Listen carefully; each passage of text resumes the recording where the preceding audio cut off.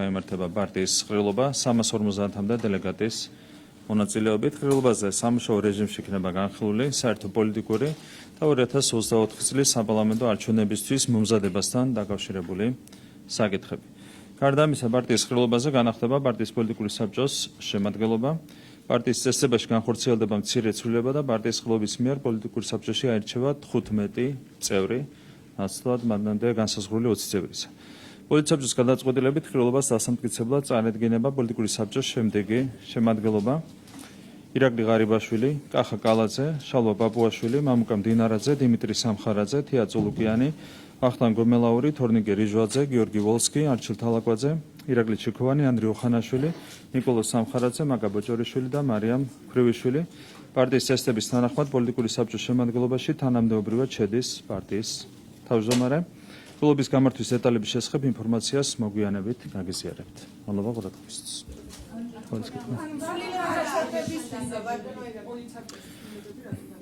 რაც ხა პოლიტსაბჭოს რეალურად შემადგენლობა არსებითად უცვლელი სახით დამტკიცდება.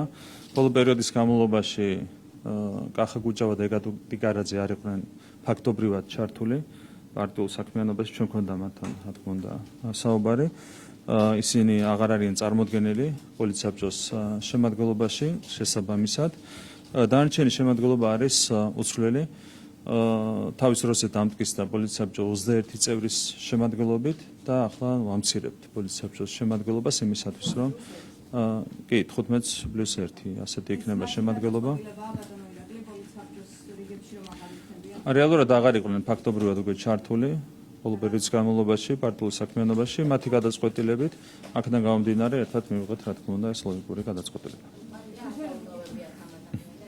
არა, პოლიტსაბჭოს შემადგენლობაში ისინი არ იქნებიან, გამომდინარე იქიდან, რომ ფაქტობრივი მდგომარეობა მანამდეც ეს იყო. დიახ.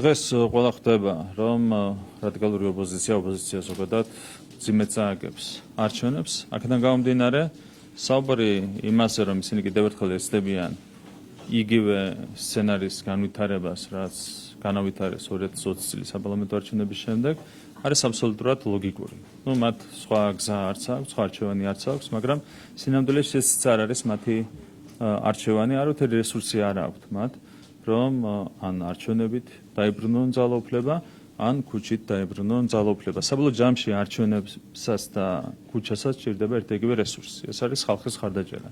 როცა ხალხი მხარს არ გიჭერს, ბუნებრივია ვერც არჩევნებს მოიგებ და ვერც რევოლუციას მოაწყობ. აქედან გამომდინარე ეს ცდელობა იქნება, თუმცა ეს ცდელობა არის, რა თქმა უნდა, განწირული ფიასკოსთვის, არომატებლობისთვის. რაც შეეხება მოლაპარაკებების გახსნის თემის გამოყენებას ამ მიზნებისთვის, თეორიულად ყველაფერი შეიძლება. დარჩენი ვნახოთ. ასეც და ისეც, როგორც წინა შემთხვევაში ვერც ერთხელ ვერ მოახერხეს ეს რევოლუციის მოწყობა, ვერც არსებითად ვითარების არევა ჩვენს ქვეყანაში, ასე გააგრძელებენ ისინი მომავალშიც. არავითარი რესურსი მათ არ აქვთ, რომ ქვეყანაში მოაწყონ არეულობა და რევოლუცია. რაც შეეხება შეწყალებას, მე ვერ გეტყვით. ახლა სალომე ზურაბიშვილმა ისეთი რაღაცები აკეთა ბოლო პერიოდის განმავლობაში, რომ მისგან არავის არაფერი გაუკვირდება. ეს არის ჩვეულებრივად რადიკალური ოპოზიციის კოლექტიური ნაცმოძრაობის ერთი შემადგენელი ნაწილი. შესაბამისად, ნებისმიერი ნაბიჯი შეიძლება მან გადადგას. თუ ამას გააკეთებს, ეს იქნება კიდევ ერთი მორიგი მტკიცებულება იმისა, რომ ის პირდაპირ მიყვება კოლექტიური ნაცმოძრაობის დღის შესაძლებლობას. არა, გვეშინ შედგა მათთან სატელეფონო კომუნიკაცია, ვისაუბრეთ ყველაფერზე. რაც შეეხება სხდომას დასწრებას, ისინი არ ისწრებოდნენ სხდომას.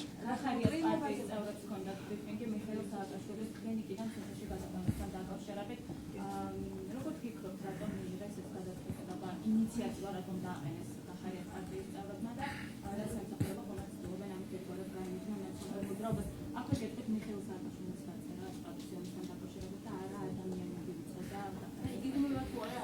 ნუ ფიქრობენ, რომ თუ ერთმანეთს გაემიჯნებიან პიარული კუთხით, ეს წაადგება ორივე პარტიის პოლიტიკურ შანსებს, რაც ღიმილის მომგვრელი ერთმარტივი მიზეზის გამო. ამ ორ პარტიას შექმნილი აქვს კოალიცია 4 მუნიციპალიტეტში. ამას ხო საზოგადოება ხედავს, რომელი პიარული ტრიუკებით უნდა გადაფარო ეს. მათ აქვს შექმნილი კოალიცია 4 მუნიციპალიტეტში. პირდაპირ ალიანსი აქვს შექმნილი ოფიციალურად. 4 მუნიციპალიტეტში ასეთ პირობებში, რა თქმა უნდა, პიარული ტრიუკებით მათი ალიანსი ვერ გადაიფარება.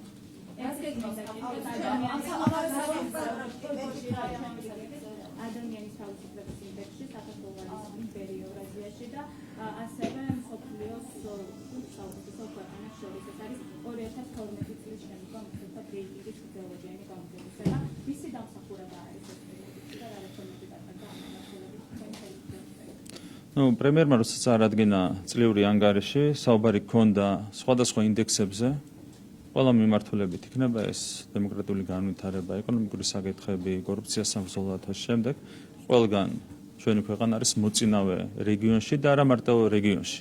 ხშირ შემთხვევაში უსწრებთ ევროკავშირის წევრ მთელ რიგ ქვეყნებს. ეს არის რეალური სურათი, რაც მოიტანა 2012 წლის დემოკრატიულმა გარდატეხამ ფუნდამენტურად შეიცვალა ვითარება დემოკრატიის კუთხით ქვეყანაში, ადამიანის უფლებების კუთხით ქვეყანაში და საბოლოო ჯამში ეს აისახება ყველა იმ ობიექტურ ინდექსში, რომელიც გვხვდება კომპეტენტური საერთაშორისო ორგანიზაციების მხრიდან.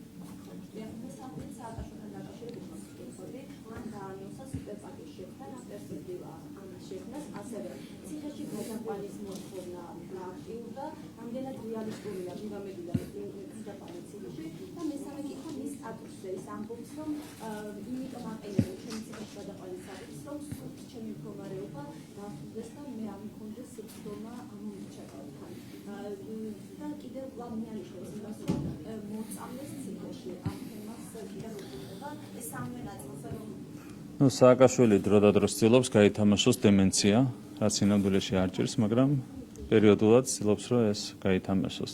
არასერიოზულია, რა თქმა უნდა, ეს ყველაფერი, სუპერბაქს რაც შეეხება, არ ვიცი, მათი პარტია, ნაცმოძრაობა არის ჩამოსული 20%-ს ქვემოთ, სადღაც 15%-ზე არიან უკვე ჩამოსული. ეს არის მათი სუპერბაკი, ხაბე გეზერას სააკაშვილის სუპერბაკი. მე ვერ გაგცემთ ამ კითხვაზე პასუხს, ეს არის შესაბამისი უწყებების საქმე. მე მგონია, რომ სააკაშვილს აქვს ჭარბი კომფორტი, იმიტომ რომ მას არ ეკუთვნის ობიექტურად, ხომ ეს მგონია, საავადმყოფოში ყოფნა, გამომდინარე იქიდან, რომ მას არავითარი შესაბამისი დაავადება არ აქვს. აქედან გამომდინარე, ეს არის ჩემი, ასე ვთქვათ, შეფასება, თუმცა ეს არის ჩემი შეფასება. შესაბამისი უწყებები იღებენ ბუნებრივია ამ თემასთან დაკავშირებით გადაწყვეტილებებს, შესაბამისად მე არ მოქვს იმის კომპეტენცია, რომ ამ კითხვაზე პასუხი გაგცემ. მე კითხავ თუ შეიძლება ყრილობას და ორი კითხვა აქვს ყრილობაზე მაინტერესებს, იქნება თუ არა პარტიის დამფუძნებელი ბიძინა ივანიშვილი, ან თუ არა მასთან კომუნიკაცია, კონსულტაციები, თუნდაც ყრილობის ირგვლივ ან ამ გადაწყვეტილების შესახებ, რაც დღეს მიიღო პოლიცსაბჭომ, ივანიშვილი იქნება თუ არა 30-ში და მეორე კითხვა ხალხის ძალაზე თქვენი საუბრობთ მათ წერილზე.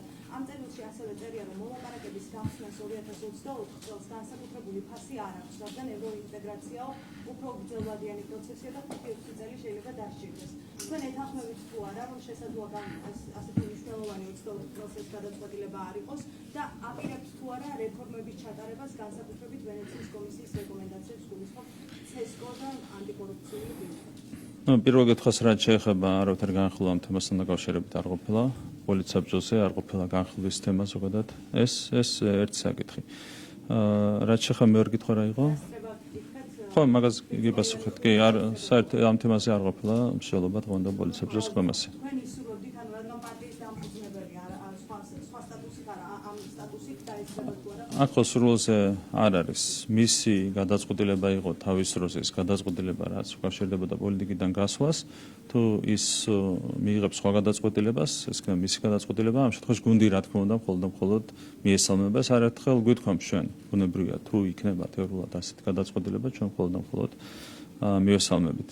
რაც ხომ მეორე კითხვას ეს ხალხის ძალის პოზიცია, რომ მოლაპარაკება გაიხსნება, თუ არ გაიხსნება 24-ში, თუ გაიხსნება, მოკლედ ამას განსაკუთრებული ფასი ნუ ვითარება არის ასეთი. ამის დაზღვევა, ბატონო ირაკლი, რადგან ეს გადაწყვეტილება ასე რომ არ იყოს 24-ში, თქვენ შესაძლოა წინასწარ იზღობდეთ თავს. ეს შეიძლება არ იყოს რეფორმები. მე ჩემი პოზიცია შემიძლია გითხრათ.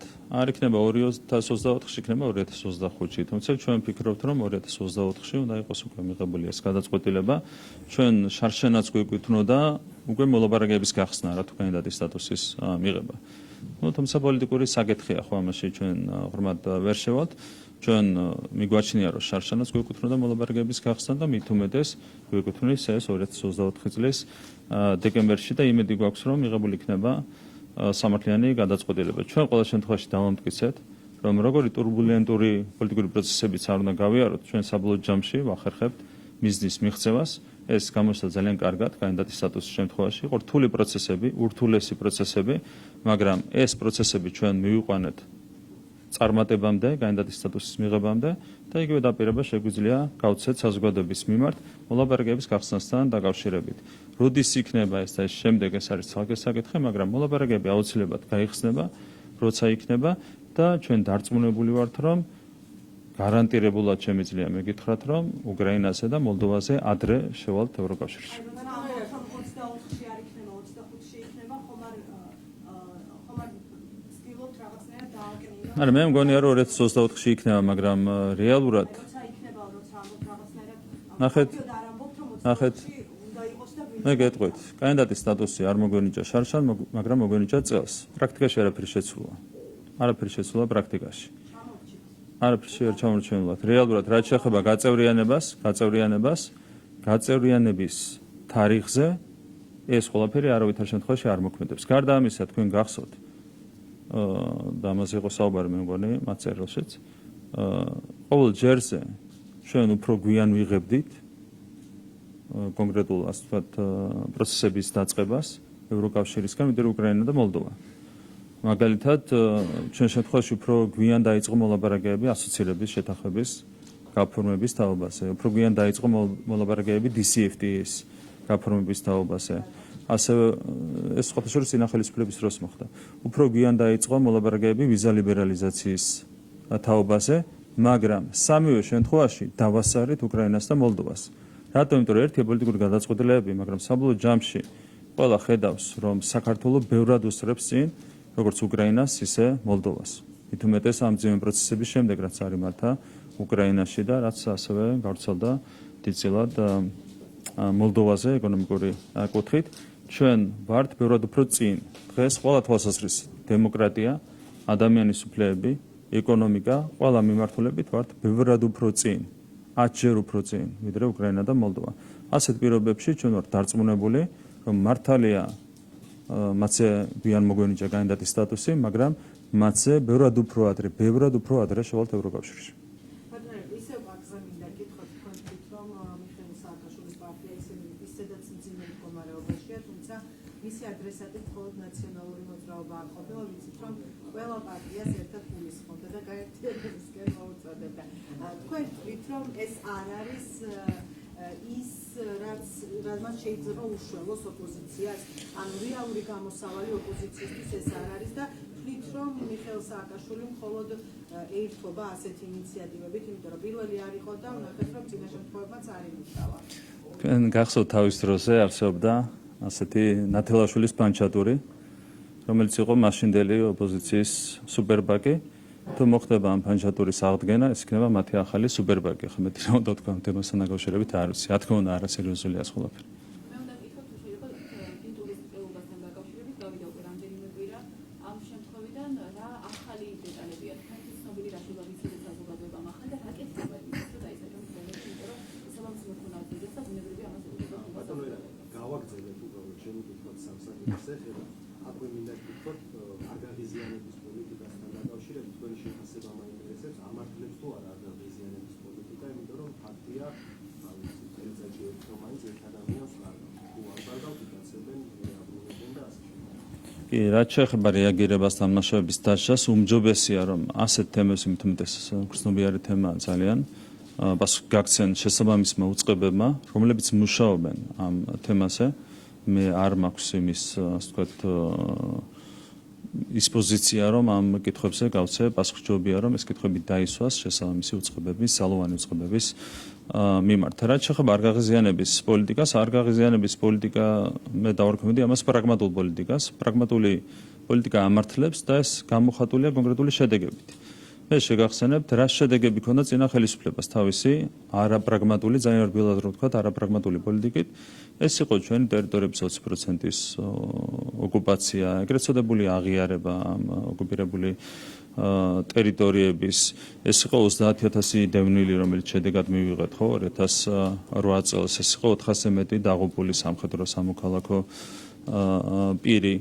სხვა ნაბიჯებს რო დგავდნენ კიდე ამასთან ერთად, რომ ეკონომიკურ სტრატეგიულ ობიექტებს გადასცემდნენ რუსეთს, ეს ცალკე საკითხია, მაგრამ მე ვსაუბრობ იმ ძიმე შედეგებზე, რომლებიც მივიღეთ წინა ხელისუფლების რბილად რომ ვთქვათ, არაპრაგმატული პოლიტიკის გამო. რაც შეეხება მათ შორის იგივე გადაცემებს, იზოლატორებში გადაყვანებს და ეს შემდეგ, აქაც რო ნახოთ თქვენ მონაცემები არის 10-ჯერ მეტი და ახლობით შეიძლება უხეშად შემეშალოს, მაგრამ ბევრად უფრო მეტია წინა ხელისუფლების პირობებში, ვიდრე არის ახლა.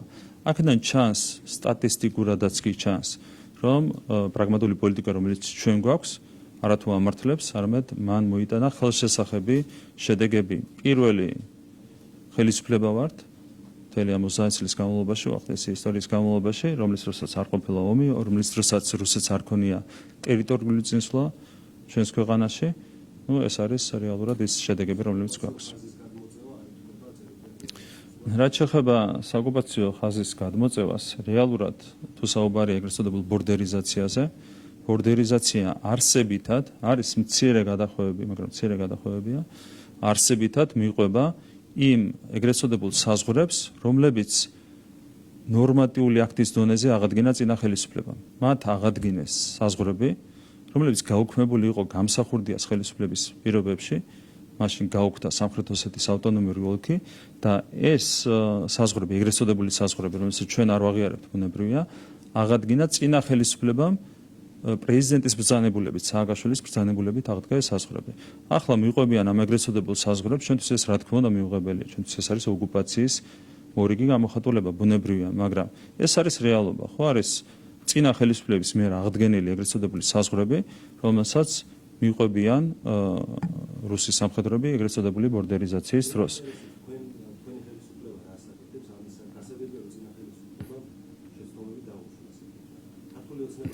დანაშაულები ჩამოთვალეს, ხო არ იყო შესწავლები. მე ჩამოთვალე დანაშაულები, რომლებიც ჩაიდენა წინა ხელისუფლებამ. ჩვენ ვაკეთებთ იმას, კიდევ ერთხელ გავიმეორებ, პირველი ხელისუფლება ვართ, რომლის პირობებშიც რუსეთს არ ქონია ტერიტორიული წინსვლა. არ აქვს ტერიტორიული წინსვლა. მათ აღიარეს, კიდევ ერთი რაც გააკეთეს დანაშაული, რაც ჩაიდინეს 2008 წელს, როდესაც ოკუპაციის შესახებ კანონი მიიღეს, იქ დამატებით ოკუპირებულ ტერიტორიად მიიჩნიეს იმ საზღვრებში არსებული ტერიტორია. მაშინ ჯერ კიდევ არ ქონდათ დაკავებული რუსებს შესაბამისი ტერიტორიები. და პირდაპირ თქვეს, რომ რუსეთის მიერ ოკუპირებული იყო მთლიანად ის ტერიტორია, რომელიც ექცეოდა მათ მიერ აღდგენილ საზღვრებში. დანაშაულზე აქვს ჩადენილი. ჩვენი მთავარი ამოცანა, ამისი კითხვა ჩვენ გვიჭირს მუშაობა, არის ის, რომ არ მოხდეს რუსეთის მორიგი ტერიტორიული წინსვლა საქართველოს ტერიტორიაზე. რაც მოხდა არაერთგზის წინა ხელისუფლება, იმის წინა ხელისუფლების დროს მოხდა, იმის წინა ხელისუფლების დროს მოხდა. ჩვენი მთავარი ამოცანა ეს არის და ამ ამოცანას მადლობა ღმერთს წარმატებით ვასრულებთ.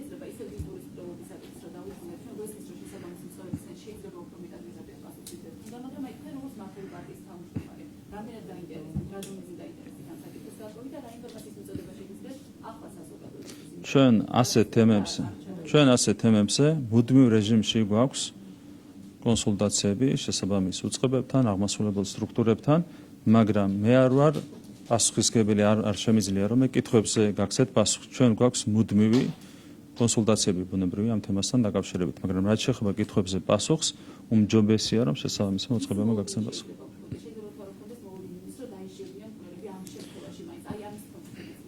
ჩვენი სურვილი ეს არის, დანაშაული იქნა ჩადენილი, საჯეროა დამნაშავების დასჯა, ამისთვის უნდა გაკეთდეს, რა თქმა უნდა, მაქსიმუმ ამაზე პასუხისმგებელი არიან შესაბამისი უწყებები და ჩვენ ვართ დაინტერესებული ბუნებრივია ამით და ეს დაინტერესება გამოიხატება რეგულარული კონსულტაციებით.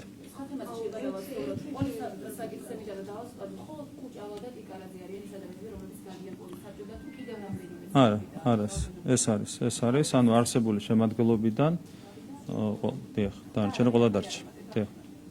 ვენეციის კომისიაზე კითხავს თუ შეიძლება ცენტრალურ საარჩევნო კომისიაზე რამოსაძებაც გამოიწვა ჩვენ მოვისმენთ თქვენ თანამდებობის მხრიდან რომ სამართლებრივი არგუმენტები აკლდა და ასე შემდეგ და გაიმედით კონსულტაციას ჩვენ რას ვფიქრობთ ეს რეფორმა თავიდან დაიწყება თუ რა არა თუ აკლდა საერთოდ არ იყო წარმოდგენილი სამართლებრივი არგუმენტები იყო მითითება 19 აპრილის შეთანხმებაზე რაც არ არის სამართლებრივი არგუმენტი ეს არის პოლიტიკური შეთანხმება ხო რომელიც ანულირებულია თან არც ერთი სამართლებრივი არგუმენტი არ ყოფილა წარმოდგენილი. რაც შეეხება იმ კანონპროექტს, რომელიც არის ჩვენი მხრიდან ინიციირებული და პირველი მოსმენით მიღებული, თავიდან ბოლომდე თავსებადია არა მხოლოდ სამართლებრივ პრინციპებთან, არამედ საუკეთესო ევროპულ პრაქტიკასთან.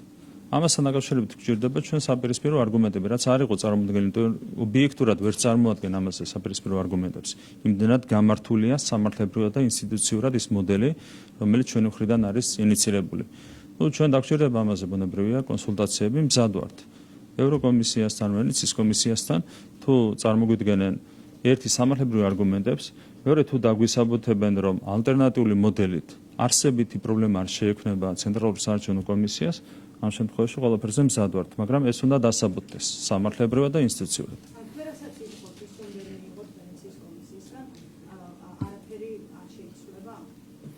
ხოდით მე წინ არ გავუსწრებ მოვლენებს, ჩვენ გვაქვს კოლეგიალური ურთიერთობები, როგორც ვენეციის კომისიის წარმომადგენლებთან, ასევე ევროკომისიის წარმომადგენლებთან, ჯერ გავაგრძელებთ კონსულტაციებს და შემდეგ იპასუხებთ ასეთ კითხვას. სამოქმედო გეგმა რატომ არ არის ბატონო ირაკლი? მე მახსოვს ნოემბრის ბოლოს ამბობდით, რომ დასამალი არაფერი არ არის, მაქსიმუმ ხოლმე მოქმედება და ამ დროს სხვადასხვა დღეს პოლიცსაბჭოზე ამ თემაზეც გქონდა საუბარი, პრემიერთან ერთად ვისაუბრეთ ამ თემაზე და დაისვა ეს საკითხი, რომ რაც შეიძლება მალე უნდა გასაჯაროდეს, რაც ეთანხმება პრემიერი და უახლოეს მომავალში მოხდება ამ გეგმის გასაჯაროება. არ ვიცი, მე ვერ გეტყვით იყო უბრალოდ რაც კონსულტაციები იყო პარტნიორებთან, ეს ხო როგორც ჩანს მიზეზი. კიდევ ერთხელ გაიმერებ, რომ პოლიცსაბჭოზეც ვისაუბრეთ ამ თემაზე, რაც მალე გასაჯაროდება, მით უკეთეს.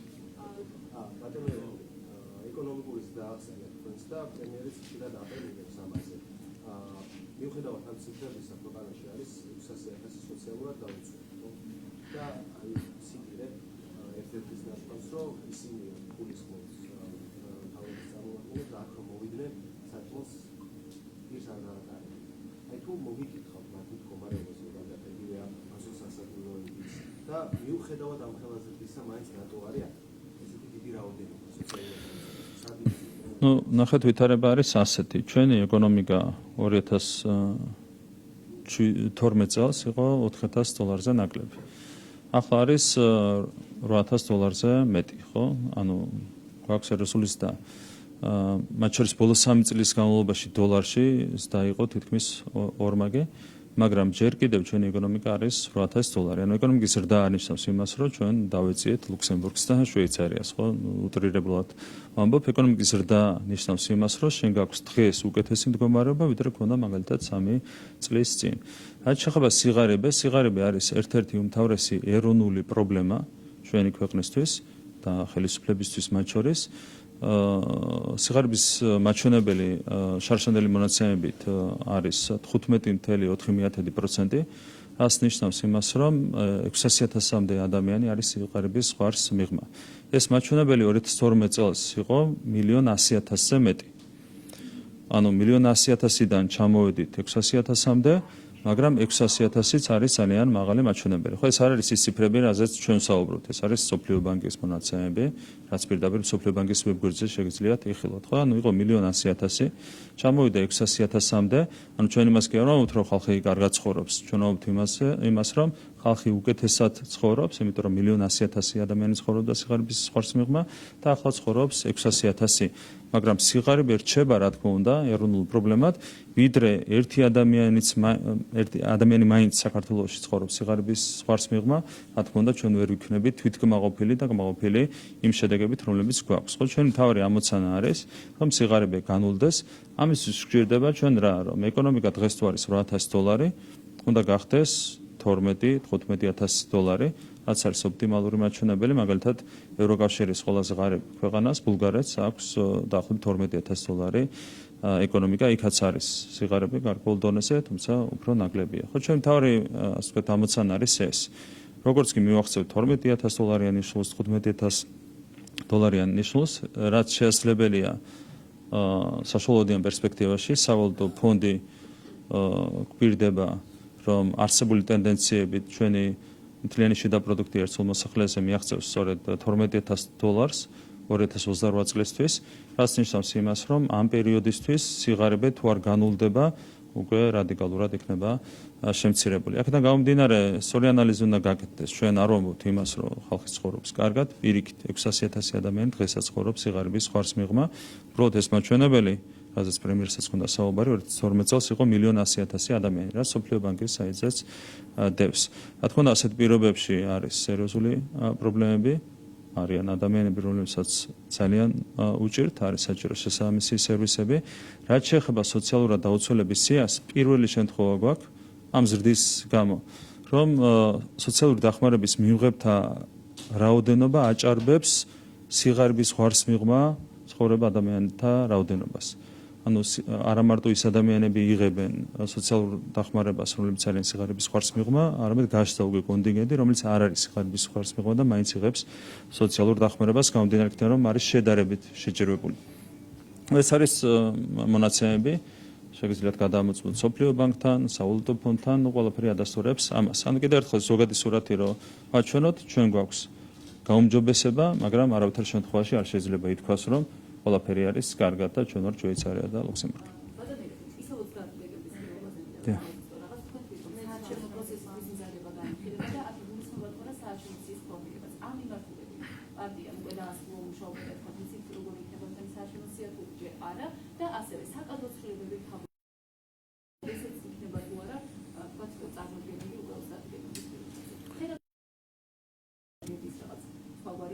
ნუ მთავრობის ემებზე რა თქმა უნდა არავითარი განხილვა არ იქნება, რაც შეეხება საპარლამენტო სიას. სიას ამტკიცებს პარტიის პოლიტსაბჭო. დონეზე ვიმსჯელოთ ამ თემასთან დაკავშირებით. ალბათ იქნება ზოგადი მშელობა, მაგრამ საბოლოო ჯამში სიაზე მოგვიანებით და პოლიტიკური საბჭო დაამტკიცებს ერთსულ სიას. დგომა უნდა იყოს ის, რომ მოქმედი დეპუტატები თითქმის ყველა რული აქვს თითქმის ყველა უნდა იყოს სარმოწმო სიაში, რა თქმა უნდა საჭირო, ნუ ეს არის ზოგადი მიდგომა, მაგრამ რაც შეეხება კიდევ ერთხელ გამიმერებ პროპორციულ სიას, ეს სია დამტკიცდება მოგვიანებით, აქტიური განხილვების დაიწყება მოგვიანებით. ვინ ადგენს ამ სიას პოლიცია? პოლიცაბჭო, დიახ. ბიძინა ივანიშვილს აქვს რაიმე შეხება ამ პოლიცაბჭოს წევრი არ არის და შესაბამისად არ აქვს შეხება, ეს ხომ ის გადაწყვეტილება. აი ამ ბრიფინგის პარალელურად პარტიამ გააჩინა განცხადება დღევანდელი პოლიციის შესახებ და საუბარი რომ მცირე ცვლილებები შეიძლება პარტიის წესდებაში და ეს ტექნიკური საკითხები უფრო ხო, ნუ ერთი მაგალითი ძირითადად ხო ეს თემები იქნება, ერთ-ერთი მაგალითი გითხარით, ანუ პოლიცაბჭოს შემადგენლობაში აირჩეოდა 20 წევრი, ახლა აირჩევა 15 წევრი, ნუ ასეთი ტიპის ცვლილებები შევაძესდებაში. მადლობა.